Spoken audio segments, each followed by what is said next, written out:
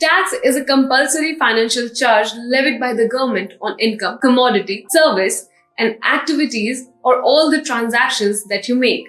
So every Indian citizen is expected to know the basic terminologies in taxation and how taxation applies to our lives. This course gives you an overview of taxation system, who is SSS and the type of SSS, assessment years, tax planning, tax evasion, residential status and many more contemporary topics in the Indian taxation system.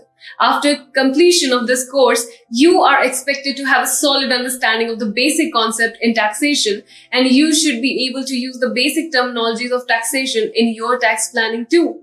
So if you are someone who is curious to know more about PFA, you are at the right place. Today's course is on fundamental of taxation.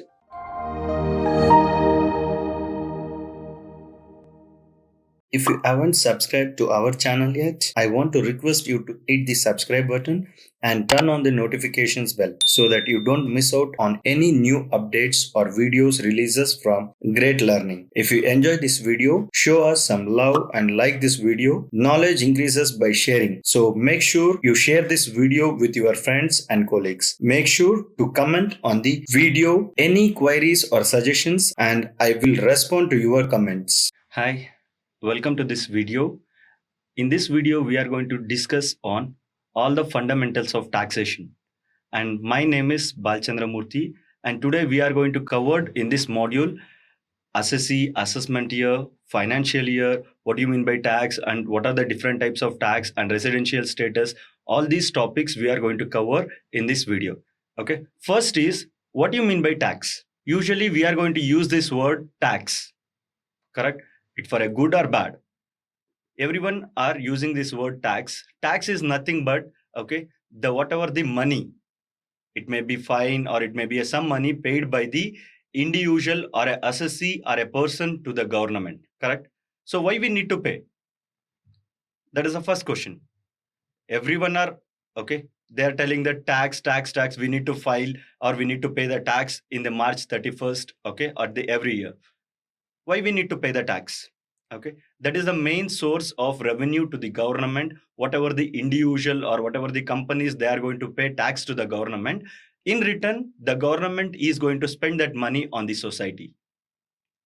For example, for the farmers, instead of going for import of any crops, if they encourage or if they motivate, or the government is going to motivate farmer, means the farmer is going to cultivate that same crops in our country. Correct? So for that, they need to give the subsidies or they need to do the motivation. Correct? So for that, they are going to spend, or in return, they are going to spend it on infrastructure, road, hospitality. For other services, they are going to spend the money. This the revenue, whatever we are going to pay to the government, that same revenue, they are going to spend it on the country or for the nation. This is the just a meaning of tax. Next agenda in this introduction of tax, types of taxation, Income Tax Act 1961, heads of income, basic concepts of tax, tax planning, tax avoidance, and tax evasion. These are the topics we are going to cover in this video. So first one, introduction of tax. So I already told you the general meaning of tax, correct? So definition of tax is any charge levied by the government on any income, or products or services. This includes any penalty, any fees, or any other charge or any sum of amount leviable or payable under the IT Act. For example, every year 31st of March we need to pay the tax, correct? If we pay on time, only the amount or only the whatever the tax money is there, that we are going to pay to the government, correct? So if we are not paid, due to whatever the reasons, we are not going to pay before that, or whatever the due date is given, within that we are not paid. So on that time, government is going to take the penalty, correct? Not only the tax, they are going to add some penalty and they are going to collect the tax from the individuals. So either I'm going to pay the tax or either I'm going to pay the penalty or any other fees or any other charges. What are the levied from the government that we are going to pay? Correct? That is the meaning of tax. So everyone as an individual or a responsible citizen of India, we need to pay tax to the government, and in return, the government is going to spend it on our well-being. That is the introduction of tax. Types of tax. We have two types of tax. I think so. You are aware of this. We have two types of tax, that is direct tax and indirect tax. We have come across with all these taxes. Okay. So what is the act, or what is the definition given in the IT Act? Okay. That we are going to look into now. Okay. Direct tax is nothing but, in general, we are going to pay directly to the government. For example, income tax. Correct? Whatever the money or whatever the income we are going to earn, that we are going to pay to the government directly. Correct? Second one, wealth tax. So whatever the house property is there, or whatever the land site, any other things are there, for that valuable, we are going to pay tax to the government directly. Correct? So these are all the example for direct tax. And when it comes to indirect tax, okay, we are going to pay indirect tax also. That is, directly we are not going to pay to the government. Okay, we are going to pay one person, and other person is going to pay to the government. For example, you are going to purchase some goods and services from the shop. Okay, you are going to pay GST, but you are not going to directly pay to the government. You are going to pay to that shopkeeper. Okay, he is going to collect the money, or whatever the tax he is going to collect for that products and services, and he is going to pay in return to the government. Okay, that is the broad of direct and indirect taxes. We'll see the definition of direct and indirect taxes. Okay, so direct tax includes those taxes which cannot be transferred to another person. I've already told you the income tax or the wealth tax, that is, we are not going to transfer for any other person. Correct? Directly we are going to pay in the whatever the official website is there, we are going to log into that, and we are going to pay tax to the government. Correct? The best example for this, income tax and wealth tax. Okay, this we are going to directly pay to the government, not to any other person. That is direct tax. And when it comes to indirect tax, indirect taxes are those taxes which are paid by the taxpayers indirectly. So we are already discussed, correct? So indirect taxes, we are not going to pay directly to the government. We are going to pay to the shopkeeper. The shopkeeper is going to register under the GST Act, and he is having the GST number. So whatever you are going to pay tax to the shopkeeper, he is going to pay to the government. Example, when we are going to purchase some goods, or we are going to purchase some services. Okay, best example, hotel industry. If you are going to purchase any food, or whatever the consumption we are going to do in the hotel industry, for that they are going to add some GST. Correct? So that GST we are going to pay to that hotel shopkeeper, and he is going to pay to the government. Indirect tax is a tax which is imposed on one person but is paid partly or only by the another person. So we are going to, for example, we are going to pay 10 rupees for that shopkeeper. Okay, the 10 rupees is going to pay to the government, or in that only partly is going to pay to the government, that is left to the shopkeeper and the government, because they have some criteria. Correct? According to that criteria, whatever the money is he needs to pay to the government, he is going to pay to the government. Income Tax Act 1961. So in this video, we are going to focus on income tax. That is your direct taxation we are going to focus. Correct? So Direct Taxes Advisory Committee set up in 1961. Before to that also, we have some history of direct taxation. But in the 1961, they have set up this advisory committee. So what is the main role of this advisory committee or advisory committee members? Means they are going to have some rules and regulation, or they are going to disclose, or they are going to discuss, and they are going to do some rules and regulations in this direct taxation. And direct taxation administrative inquiry committee constituted. Okay, in the 1961 only, the advisory committee and inquiry committee is constituted. Next, in Income Tax Act 1961, it came into existence from 1/4/1962. The whatever the administrative body or committee is framed in the 1961, but they have started, or with effect from they are using that 1st April 1962. That is the next financial year they have started using this system. Revenue audit introduced for the first time in the department. After it came into existence, they have done this revenue audit.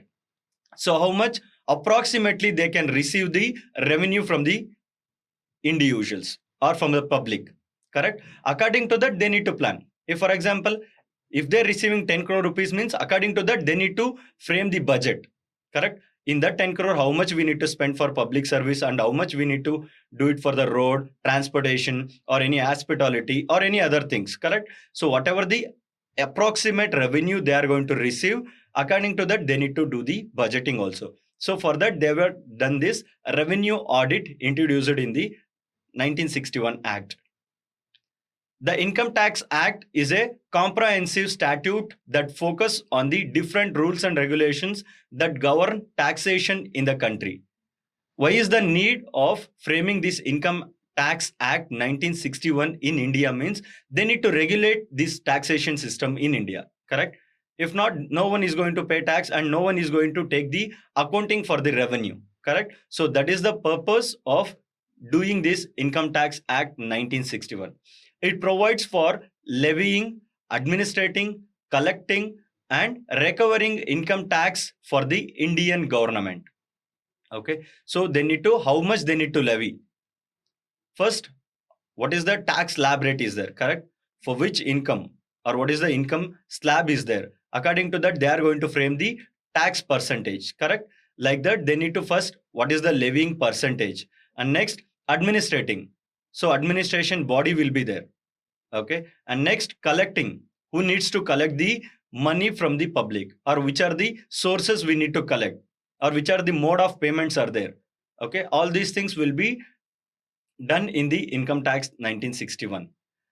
And it was enacted in 1961. Okay. It is framed in the 1961, but they have started the system adopted in India. It is 1st April 1962. This is the history of the Income Tax Act 1961. Basic concept of tax or fundamentals of tax. If you want to know what is the tax, either it may be direct tax, indirect tax, or whatever the calculation criteria, ATC, ATU. Okay. First, we need to know about what are the basic terminology used in the income tax or in the direct taxation. We have some specific terminology, correct? We need to use that same terminology in the taxation. First one is financial year. Before we going into the financial year, first we need to know about calendar year. I think so you are very well with this calendar year, correct? So calendar year, nothing but it starts from 1st January of that year and ends with the same year, 31st December, correct? That is the calendar year. But as per the income tax, okay, financial year is nothing but it consists of 12 months starting from 1st April of this year and ending with the 31st March of the next year. That is called financial year. So in these 12 months, what are the transactions you are going to make, or what are the incomes you are going to generate, or what are the revenue you are going to generate, that is going to take into the account. Okay, that is the financial year. Income, section 2, subsection 24. So in general, income is nothing but whatever the money or whatever the inflow we are going to receive, correct? Or whatever the revenue we are going to generate and we are going to receive, that we call it as income in general. But as per the IT Act 1961, income is nothing but, or it means a periodic monetary return which occurs or is expected to accrue regularly from the definite source. Okay, whether regularly we are going to receive that money or it is accrue and we are going to receive at one shot. Okay, that we call it as income as per the Income Tax Act 1961, section 2, subsection 24. However, Under the Income Tax Act 1961, even certain income which do not arise regularly are treated as income for the tax purpose. Okay. If for example, if regularly we are going to receive only, that is the income. No. If you are not going to receive regularly also, okay, once in a year or twice in a year or 2 years once we are going to receive that income, that is also we considered as income under section 2 subsection 24 of the IT Act 1961. For example, winning from lotteries. In the lotteries we are not going to receive regular income, correct? Once in a year or whenever we have won that lottery, on that time we are going to receive the money. Or else crossword puzzle or any other incomes we are going to receive, okay, that is also comes under the income as per the IT Act 1961. Assessment year. What do you mean by this assessment year? We have already known calendar year and financial year, correct? So what do you mean by this assessment year? Assessment year, according to section 2 subsection 9 of the IT Act 1961, if the financial year in which the income earned during the previous year is taxed. So we are not going to earn in this assessment year. Okay, whatever we have earned in the previous year, that we are going to pay tax in the assessment year. Okay, for example, assessment year is 2021. That is 2020-21 is the assessment year, means in this 2021, whatever we earn the profit or whatever we earn the income in April 2020 to 31st March 2021. That is the last financial year. 1st April 2022, 31st March 2021 till year. Okay, 31st March 2021, whatever we have earned the profit or whatever the earn the income, for that income we are going to pay tax in this assessment year, that is 2021. Okay, assessment year 2021 is nothing but, so whatever the profit we have earned in the 1st April 2019 to 31st March 2020. Assessment year. Okay, according to section 2 subsection 9 of the IT Act 1961, assessment year is a financial year in which the income earned during the previous year is taxed. Okay, for example, assessment year 2020-21, which commences on 1st April 2020 and ends on March 31st 2021. Okay, but for this assessment year, what is the previous year or which income we are going to pay tax in this assessment year 2021 means 2019-20, that is the previous year. Okay, in the 2019-20, whatever we have earned the income, for that income we are going to pay tax in the 2021. That is called assessment year. You remember one thing, okay, whatever we are going to pay tax in the assessment year, that is not the current year income. We are going to pay tax for the previous year income. That is called assessment year. Previous year. What do you mean by this previous year? Okay, previous year, okay, according to section 3 of the IT Act, the previous year in which the income is earned is called the previous year. So just we have discussed, right, assessment year. In the assessment year, we are going to pay tax for the whatever the money earned in the previous year. Okay, the previous year is nothing but whatever the duration, that is 12 months is there, correct? 1st April to 31st March. In that duration, whatever the money they have earned, that we call it as previous year. In that previous year, for that income, they are not going to pay any tax. Okay, next, in the assessment year, they are going to pay tax for the previous year. Example, assessment year is 2021. That is 2020-21 is the assessment year is. Previous year 2019-20 is the previous year. Okay, that is the example for the previous year. Person. Okay, in general, person means we are all person, correct? But as per the IT Act section 2 subsection 31 of the Income Tax Act 1961. Who are all comes under this person, or who are all include in this person? Means first one, individual.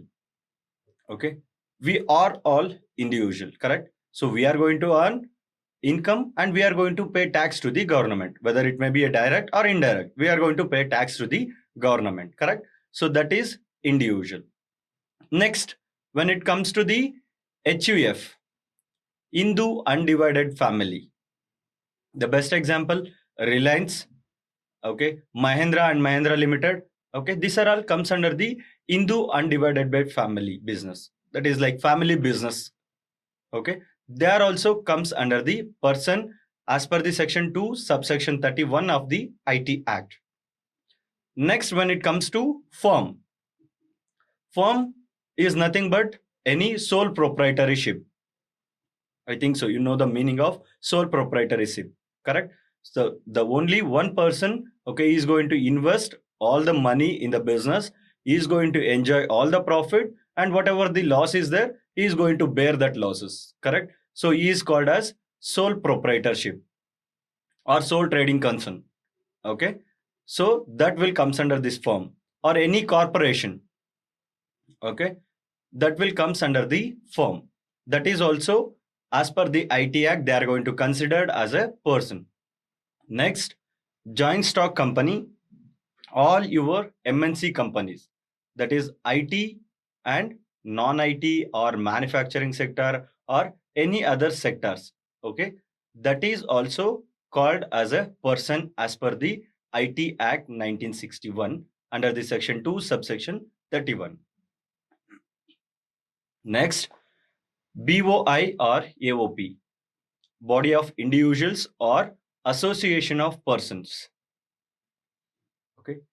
In this body of individuals or association of persons means any charitable trust, okay, legally approved and they have started the trust, okay, that will comes under the BOI or AOP, that is body of individual or association of person, okay. Any trust or any charitable trust legally approved and if they started, okay, that is also comes under the person, okay. As per the IT Act, whatever the charitable trust or whatever the legally approved trust are there, okay, that will also comes under the person as per the section 2 subsection 31 of the IT Act 1961. Local authority, what do you mean by this local authority? Okay, usually the municipal corporation or Gram Tana, okay, that will comes under the local authority. That will also comes under the person as per the IT Act. And the last one, artificial person. Okay, I think so you know the meaning of artificial person, correct? The artificial person created by law, okay, for any other person if he is the default or deemed, okay, then it will also comes under the person as per the IT Act 1961. Assessee, section 2 subsection 7 of the IT Act. What do you mean by this assessee, or who are all called as an assessee? Okay, so assessee means a person by whom any tax or other sum of money, that is penalty or interest, is payable under the IT Act. Person, individual, HUF, firm, joint stock company, association of persons, body of individual, local authority, and artificial person. Okay, these are all comes under the person, or these are all include in a person, correct? So that person, if he pay any money, interest or penalty, okay, that we call it as assessee. It includes who required to pay tax to the government, okay. If you are going to earn a money, okay, which is comes under the tax slab rate, for example, now in the tax slab rate up to 2,50,000 it is nil, correct? So if it is comes under that, okay, if your income is less than 2,50,000, then you are not going to pay tax. If your income is more than 2,50,000, then you need to pay tax to the government, correct? Either you are going to pay money or interest or penalty. Okay, that you are going to pay. Next point, who is required to pay interest or penalty under the act? Who is going to pay penalty? No one is ready to pay penalty. Why? Because whatever the time or whatever the deadline is given by the government, we need to pay the money within that time. Then we can avoid the penalty. If you are not paid on time due to the individual or due to that person, okay, negligence, okay, he needs to pay penalty or he needs to pay interest to the government. If you pay the on time, there is no penalty or there is no interest levied on the tax. Okay, due to the negligence of the person, they need to pay penalty or they need to pay the interest to the government as per the IT Act 1961. Okay, if you pay on time, okay, we can avoid the penalty or we can avoid the interest. And sometimes they are going to give the rebate also. Okay, on time if you are pay the tax to the government. Okay, next, what are the different types of assessee we have? First one, deemed assessee. Deemed assessee means a person who is deemed to be an assessee for some other person. In this sentence or in this meaning only, it is very clear, the assessee for some other person, okay, is called deemed assessee. For example, after death of a person, his legal respective will be treated as an assessee for the that income, okay, of the deceased on which has not been paid by the deceased on before his death. For example, okay, one person is there, okay, once he died, okay, he is not going to pay any tax, correct? So whatever the property is there or whatever the income he earned in that year, for that whatever the will is there, will, and if he dead, okay, then as per the will, who is the person is responsible for that property, he is going to pay tax, correct? If he not written the will, then the elder son, okay, he is become a deemed to be or deemed assessee for that person. Okay, if he written any bill or if he written any will, okay, then according to that they need to follow. If he has not written any will, then who is the elder son, okay, he is going to take care or he is going to responsible or he is going to liable for the whatever the income or whatever the property taxes are there. Okay, that is the deemed assessee. Second type, assessee in default. Okay, when a person is responsible for doing any work under the act and he fails to do it, he is called as an assessee in default. For example, we are all assessee in default. Why? Because we are earning the income, okay, whatever our income is there and whatever our commitment is there, okay, we have deductions also, correct? ATC to ATU deduction is there. After that, if you fall under any tax slab rate, okay, we need to pay tax. If you are not paid, then it will become or you are become a assessee in default. Whatever the income we have earned, okay, for that income we are the assessee in default, we need to pay in default. Okay, and the last one, that is third one, representative assessee. The word only indicate representative, we are not the actual one, we are representing some other person or some other assessee. It means in respect of the income of a non-resident specified in subsection 1 of the section 9, the agent of the non-resident, including a person who is treated as an agent under the section 163. Okay, if any non-resident is there, okay, for that person the agents will be there, correct? So the agent will be the representative assessee for that non-resident, because is not going to directly pay to the tax to our government or to our country, correct? So on that time, who is going to act as an agent between our government and that non-resident? Okay, he is call it as a representative assessee. Another one, in respect of the income of a minor or lunatic. I think so. You know the meaning of lunatic. Okay. It's like an idiot. Okay. The guardian or manager who is entitled to receive or is in receipt of such income on behalf of minor or lunatic. Okay. Minor, they are not going to pay any tax. Who is the representative? Like manager or any other person is there, okay, they are going to pay tax to the government.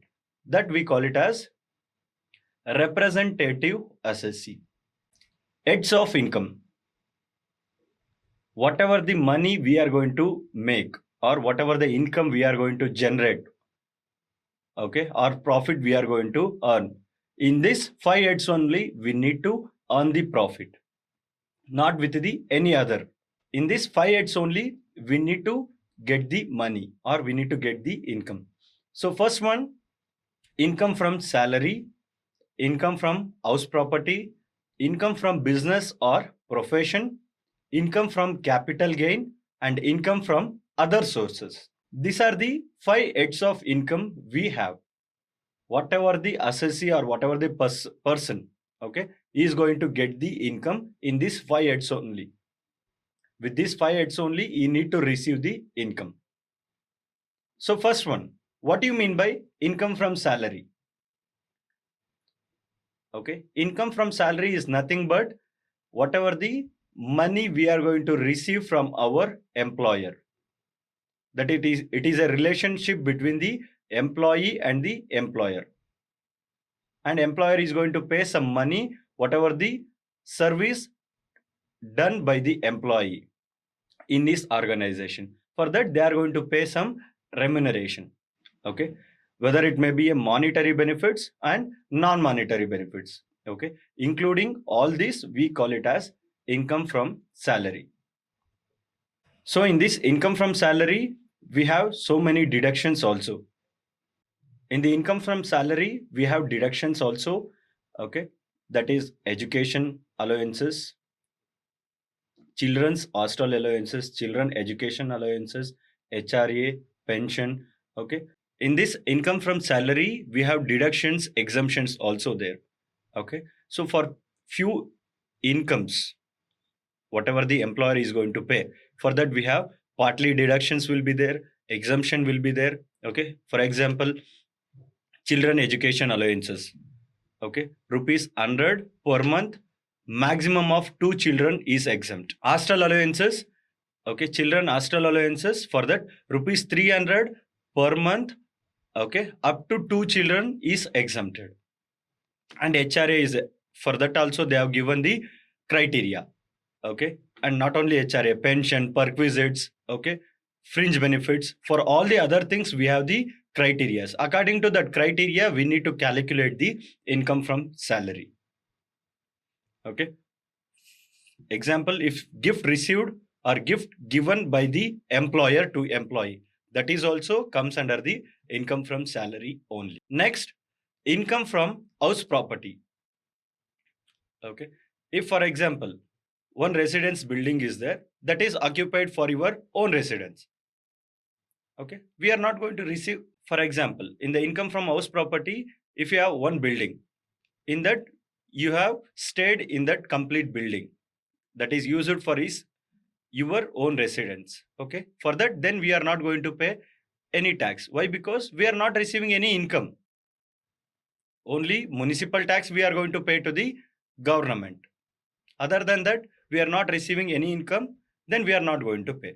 If for example we are given for rent, okay, land is there or any building is there that is given for lease or rent, then you are going to receive income from that house property, correct? So according to that, we need to calculate the what is the income from house property, and then we need to pay tax to the government. Next one, income from business or profession. What do you mean by business? Any activity, okay, done for the purpose of money. Okay, it may be a trade or any manufacturing concern. Okay, that is comes under the business. Okay, all your whatever the activities, whether it may be a firm, joint stock company, or any trading activities, or any other things, okay, you are going to do for the purpose of money, that will comes under the business. Profession, okay, you are going to use your intellectual skills. Okay, for example, teacher, lawyer, doctor, auditor. Okay, so these are all the few examples of profession. So as per the whatever the IT criterias are there, according to that we need to calculate the income from business and income from profession. Next, we have income from capital gain. Whatever the assets are held with the assessee, if he sold that assets, then he is going to receive the profit, correct? That is, we call it as capital gain. We have difference profit and gain. Okay, profit is recurring in nature, but gains, okay, it is non-recurring in nature. Once in a year or 6 months once we are going to receive, or 2 years once we are going to receive, correct? So that is called gain. In this capital gain also we have two types. One is long term capital gain and second one short term capital gain. Long term capital gain is nothing but whatever the assets held with the assessee more than 3 years or 36 months. Okay, if he sold any assets after 3 years and if he get any profit, that is comes under the long term capital gain. And when it comes to short term capital gain, okay, the assessee held that asset less than 36 months or less than 3 years period of time. If that asset is sold and if you get the profit, then it is comes under the short term capital gain. And the last one, income from other sources. Okay, other than this salary, house property, capital gain, business or profession, any other income.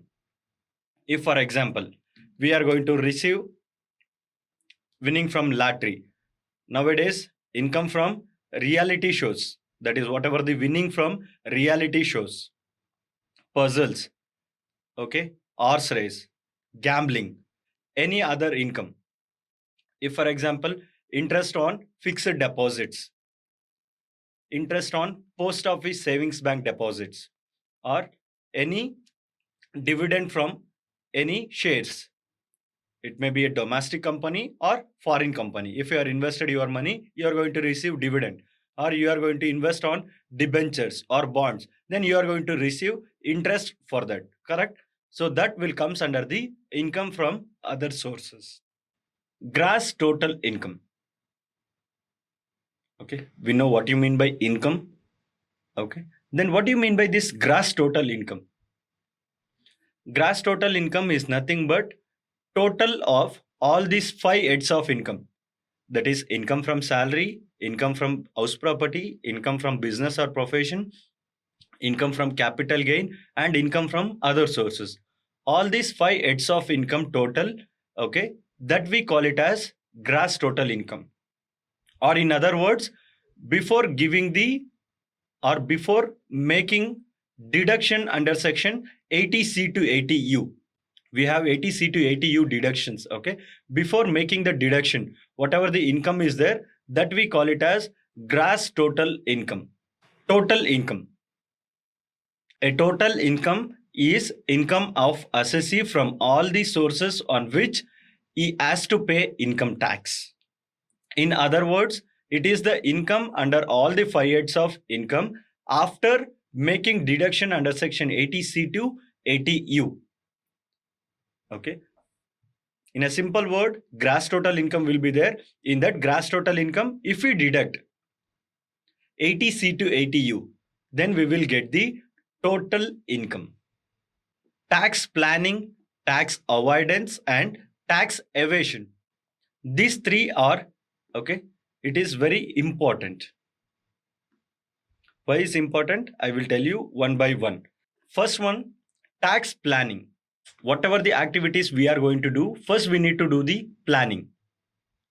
Correct? So tax planning is nothing but, for example, in this financial year, okay, that is from this 1st April of this year to 31st March of the next year, whatever the revenue I'm going to receive, or whatever the income I'm going to generate, in this financial year, okay, for that money I need to plan. If, for example, for 1 year I'm going to receive 6 lakh rupees as a income, in that 6 lakh, what is the tax slab rate? In which tax slab rate I'm going to fall? I need to see that. Correct? Whatever the surplus income is there, okay, for that profit or for that surplus income, I need to plan. Okay, we have deduction under section 80C to 80U, correct? So any contribution made to the PPF account, that is your public provident fund, that is comes under deduction. Correct? Second one, any money invested on domestic company shares, that is also exemption. Next, LIC premium for your own life or spouse life, okay, that is also comes under the deduction 80C to 80U. Next, any donation given to the political party, that is 100%, okay, given as a deduction. And if you are going to give any charitable trust or donation given to the charitable trust, in that also we have two types, organized and unorganized. Okay, depending on that, they are going to give the deduction. And next, whatever the money you are invested on the infrastructure companies, okay, that is also comes under the deduction under section 80C to 80U. According to that, you need to plan the financial year. Okay, whatever the financial year income is there, according to that, you need to do this tax planning. It is a legal way. Okay, legally, okay, whatever the exemption is given from the government, okay, we need to use that and then we need to plan according to that. Okay, the term tax planning means the arrangement of one's financial affairs in such a way that utmost tax benefits can be availed. Whatever the tax advantages or tax benefits given by the government, okay, we are going to use that benefits or we are going to use that advantages and then we are going to plan. Okay, this can be done by applying the majority of advantageous provisions which are permissible by the law and entitles the assessee to obtain the benefit and benefits of deductions, exemptions, credit, concessions, rebates, and reliefs so that the incidence of tax on the assessee would be minimum. Okay, we can easily plan in such a way that what are the advantages or what are the benefits is given by the government. We need to use all these advantages and then we need to plan according to the getting the utmost, okay, availing all the benefits. In other words, tax planning is an art of logically planning one's financial affairs in such manner that benefit of all eligible provisions of the taxation law can be availed effectively so as to reduce or defer tax liability. Reduce is nothing but whatever we are going to pay to the government, instead of paying that, okay, whatever the benefits are given, we need to invest on that. Okay, and you know the meaning of deferred tax liability. Deferred tax liability is nothing but whatever we are going to maintain some reserves, okay, for paying the tax to the government, okay, that can be avoided. As tax planning follows an honest approach by confirming those provisions which fall within the framework of taxation law. Okay, whatever given in the taxation law, we are going to use all the advantages or all the benefits, and then we are going to plan. Tax avoidance. Okay. Tax avoidance implies any arrangement of financial activities, though done with the legal framework, overpowers the basic intention of the law. It involves taking benefit of the shortcomings in the statute by deliberately parking the financial affairs in the way that it neither violates the tax law nor it attracts more tax. Okay. It is also under law only. We are not going to follow any unethical activities. Correct? So, as per the law only, whatever the advantages are there. Okay. Whether it may be we are going to decrease the tax or we are going to overpay the tax. Okay. Tax avoidance includes cases wherein the assessee seemingly miss. Okay. This may also done by shifting of tax liability to another person so as to minimize the incidence of tax. Tax evasion. Okay. Tax evasion is any illegal method or unlawful attempt to reduce tax liability of taxpayers. Okay. Whatever we have discussed, that is tax planning and tax avoidance. Okay. In that, we are not going to do any illegal activity, or we are not following any illegal method or unlawful method. Okay. Legally only we are going to do the planning and avoidance. But tax evasion is completely, it is illegal method or unlawful method. Okay. Unlawful attempt to reduce the tax liability of the taxpayers. It is highly attached to techniques or illicit practices, which results in showing fewer profits to minimize the individual or company's tax burden. Okay. Why they are going to do this tax evasion means they need to escape from the tax. Okay. So they are going to do this profit minimize and they are going to reduce the tax burden. Tax evasion means avoiding tax by illegal. It involves superstition of facts. Okay. Falsifying records, fraud, or collusion. It is an attempt evade tax liability with the help of unfair means. Tax evasion is illegal and would result in punishment by way of penalty or fine. Okay. So if you found it is illegal, okay, please don't do. If you did or if you are going to do, then you have the punishment or you need to be penalized. For example, okay, what are the ways they are going to do this? Tax evasion means examples of tax evasion usually are the followings. So these are the ways they are going to use for the tax evasion. First one, making false statements and information. Whatever the information or whatever the statements are there, okay, they are going to change or they are going to do the manipulation. Second one, claiming deduction without legal proof. Okay. If you want to claim the deductions means we need to give the vouchers. Correct. So if you give the correct vouchers, then only it will be good.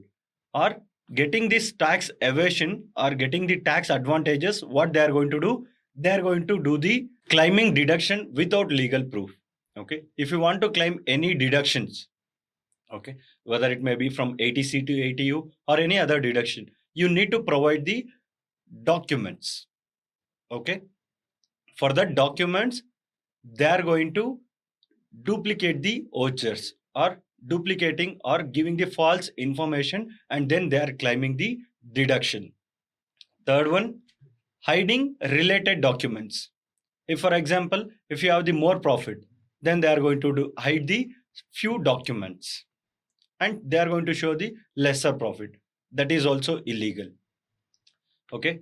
Transferring of assets illegally. Last one, claiming excessive expenditure. Okay. So these are all the few ways of doing the tax evasion. Residential status. Okay. So as per this residential status in India only, the government is going to levy some tax to that assessee. Correct? So we have two types of residents. Okay. In the broader sense, we are going to classify into two category, that is resident and non-resident. Under the resident, we have two category again, or two types. One is ordinary resident, not ordinary resident. Once again, I will repeat. Individual residential status, that is classified into two categories. One is resident and another one is non-resident. Under the resident, we have again two categories, that is ordinary resident, not ordinary resident. We have here resident, non-resident, ordinary resident, not ordinary resident. How we are going to classify this categories? Okay, for that we have basic condition and additional condition. As per the IT Act, we have these conditions. Okay, depending on that, we are going to categorize either resident or non-resident, either resident, ordinary resident, resident, not ordinary resident. Okay, so what is that basic condition? First, basic condition, section 6, subsection 1, this is applicable to individuals. Okay, only for the individuals it is applicable. First one, that is first basic condition, is in India in the previous year for the period of 182 days or more. So you know the meaning of previous year, correct? So previous year nothing but, so what is the income we are going to earn? Okay, that year, whatever the income earned in that financial year, that we call it as previous year, correct? In that previous year, how many days this individual stays? Okay, in the basic condition, he needs to stay 182 days or more during the previous year. Okay, so second basic condition, he is in India for a period of 60 days or more during the previous year and 365 days or more during the 4 years preceding the previous year. Okay, so in the previous year, he needs to stay for 60 days or more, and addition to that, he needs to stay 365 days or more in the last 4 years, that is 4 years preceding the previous year. So another one word, that is preceding previous year. So whatever the previous year is there, that previous one, okay, preceding to the previous year. Okay, next, additional conditions, section 6, subsection 6. First additional condition, he has been a resident in India at least 2 out of 10 years immediately preceding the previous years. Okay, in the last 10 years, he needs to be stay in India for 2 years. And the second additional condition, he has been in India for a period of 730 days or more during the 7 years immediately preceding the relevant previous years. So these are the basic condition and additional condition.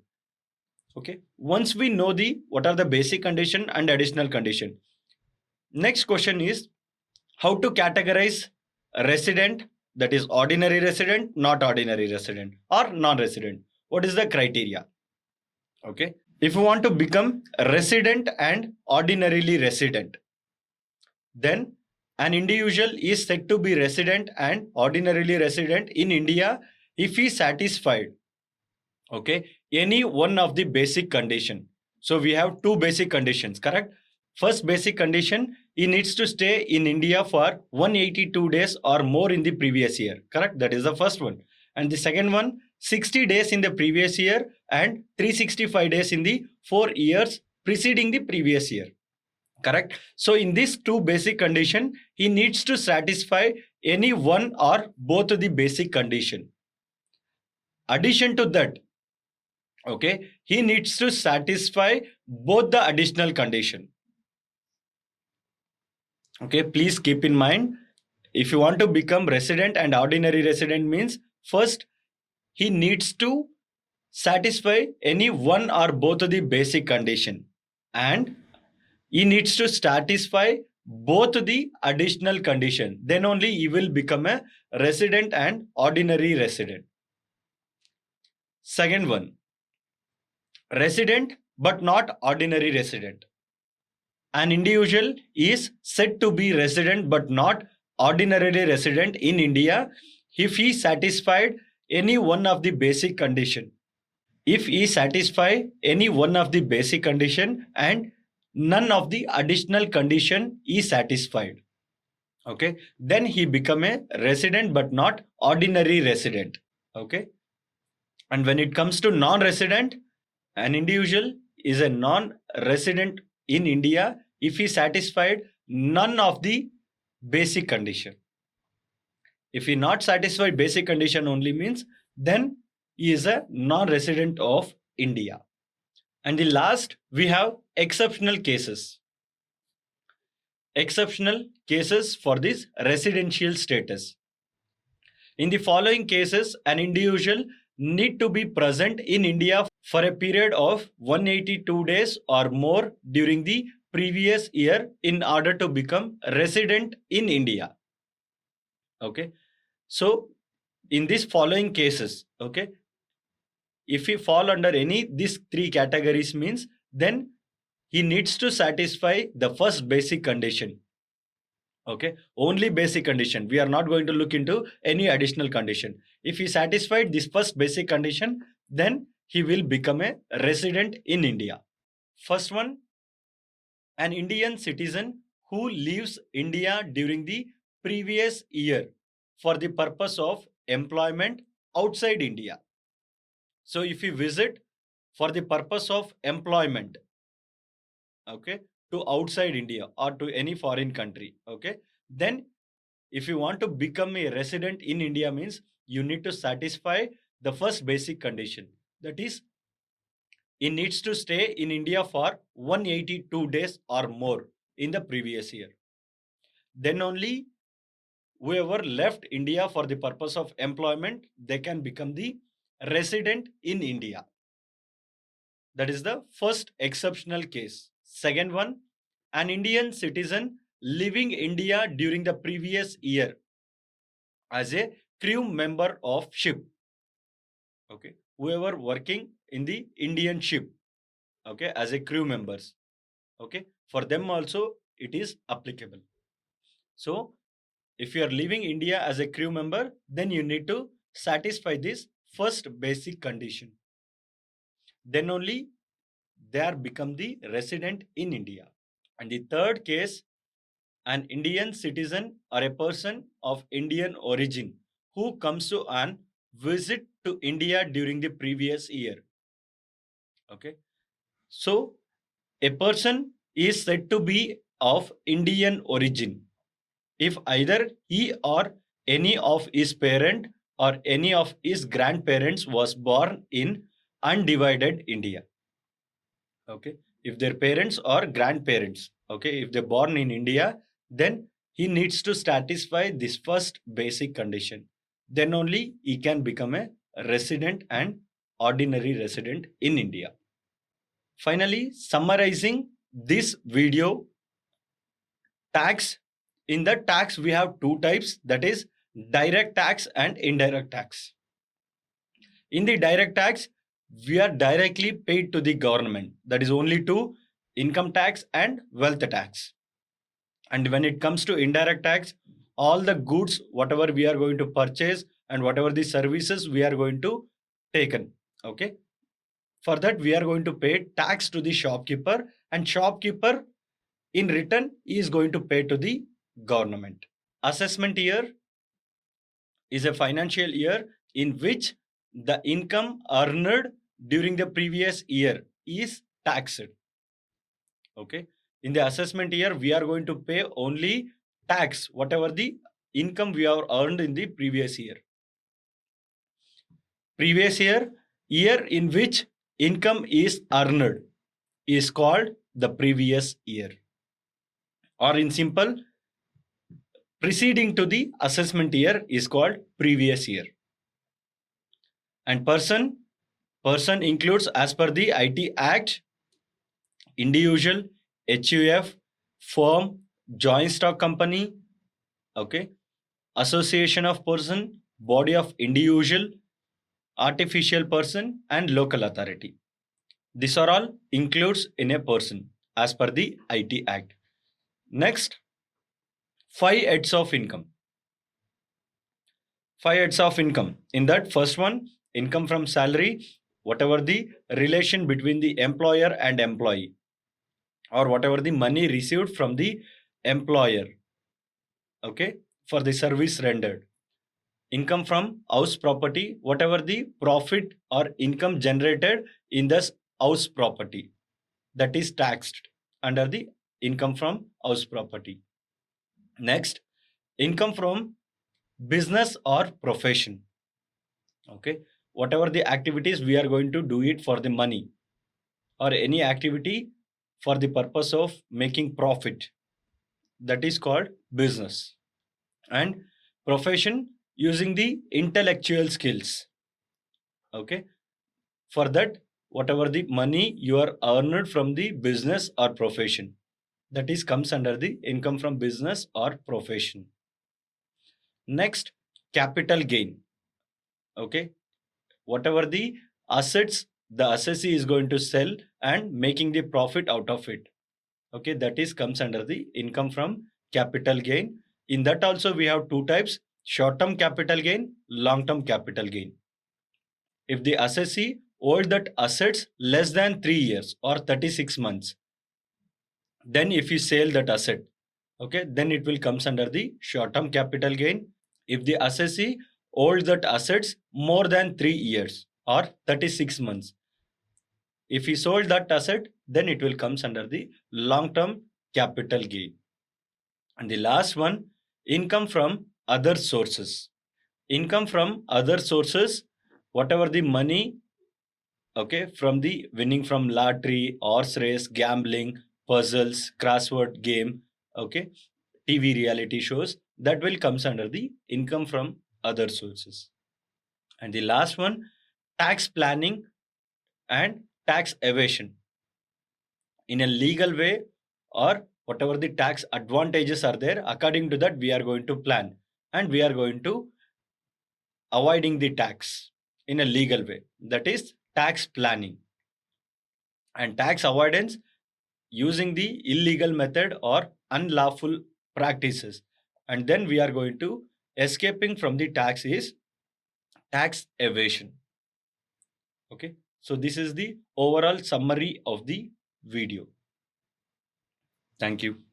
If you haven't subscribed to our channel yet, I want to request you to hit the subscribe button and turn on the notifications bell so that you don't miss out on any new updates or videos releases from Great Learning. If you enjoyed this video, show us some love and like this video. Knowledge increases by sharing. So make sure you share this video with your friends and colleagues. Make sure to comment on the video any queries or suggestions, and I will respond to your comments.